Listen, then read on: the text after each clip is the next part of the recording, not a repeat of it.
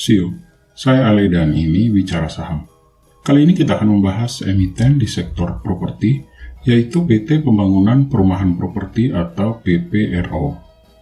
PT PP Properti atau PPRO, yang merupakan anak usaha emiten plat merah PT PP, telah melunasi pembayaran obligasi berkelanjutan 1 PP Properti tahap 1 di tahun 2018 seri B, yang jatuh tempo pada 6 Juli yang lalu, dengan nilai sebesar 142,5 miliar rupiah. Lunasan pembayaran pokok obligasi ini dilakukan oleh PPRO dengan metode transfer ke rekening PT Custodian Central Effect Indonesia atau KSEI. PPRO selalu memegang teguh komitmennya.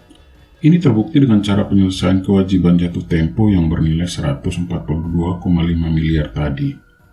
PPRO selalu memegang teguh komitmennya. Ini terbukti dengan cara menyelesaikan kewajiban jatuh tempo yang bernilai 142 miliar rupiah tadi untuk menjaga kepercayaan para investor. Selain itu, PPRO juga selalu menjaga kepercayaan para konsumen dengan menyesuaikan minat dan memenuhi kebutuhan konsumen, seperti menyediakan apartemen dengan fasilitas yang lengkap atau full furnished dan mengadakan promo-promo khusus secara rutin.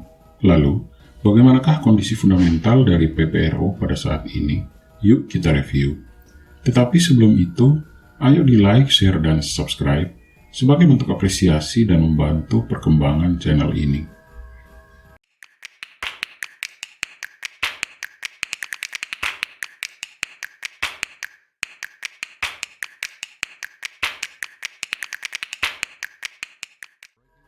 Dari segi pengembangan produk, PPRO berfokus untuk mengembangkan proyek-proyek yang sedang berjalan seperti apartemen Westtown View di Surabaya, apartemen Luvin di Jatinangor, dan Landed House Permatapuri di Cibubur.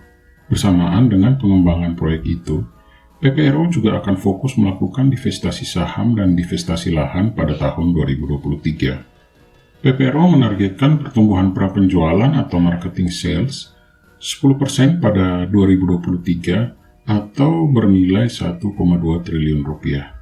Selain itu, PPRO juga menganggarkan dana belanja modal sebesar 73 miliar rupiah pada tahun ini.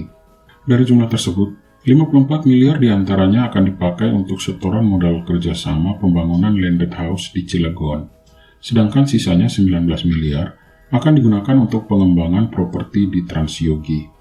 Di sisi lain, kinerja keuangan dari PPRO pada kuartal pertama tahun 2023 menunjukkan beberapa perubahan yang signifikan. Informasi terkini menyatakan bahwa perusahaan mengalami penurunan pendapatan sebesar 42,4% dari 380 miliar rupiah menjadi 219 miliar rupiah.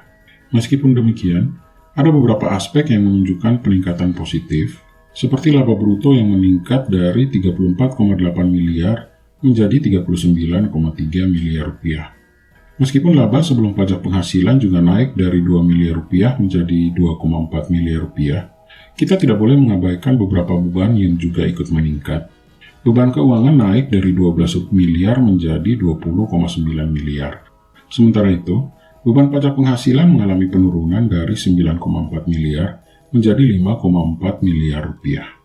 Sebagai hasil dari berbagai perubahan ini, laba yang dapat diatribusikan kepada pemilik entitas induk meningkat dari 1,2 miliar menjadi 1,9 miliar rupiah di kuartal pertama 2023. Selain itu, aset perusahaan mengalami penurunan sebesar 1,3 triliun rupiah dengan nilai yang mencapai 20,4 triliun pada bulan Maret 2023 dibandingkan dengan 21,8 triliun rupiah pada Desember 2022. Namun, ada kabar baik bagi para pemegang saham, karena ekuitas perusahaan mengalami peningkatan dari 4,555 triliun pada Desember 2022 menjadi 4,557 triliun pada Maret 2023. Demikian juga dengan liabilitas yang berkurang dari 17,2 triliun menjadi 15,9 triliun pada Maret 2023.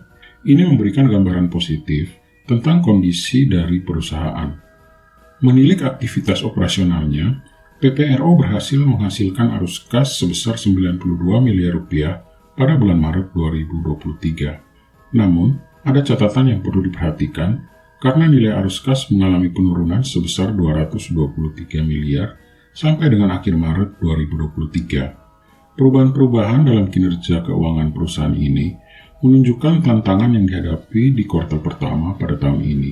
Manajemen perusahaan berada di garis depan untuk mengatasi berbagai perubahan ini dan memastikan kinerja yang lebih baik di masa yang akan datang.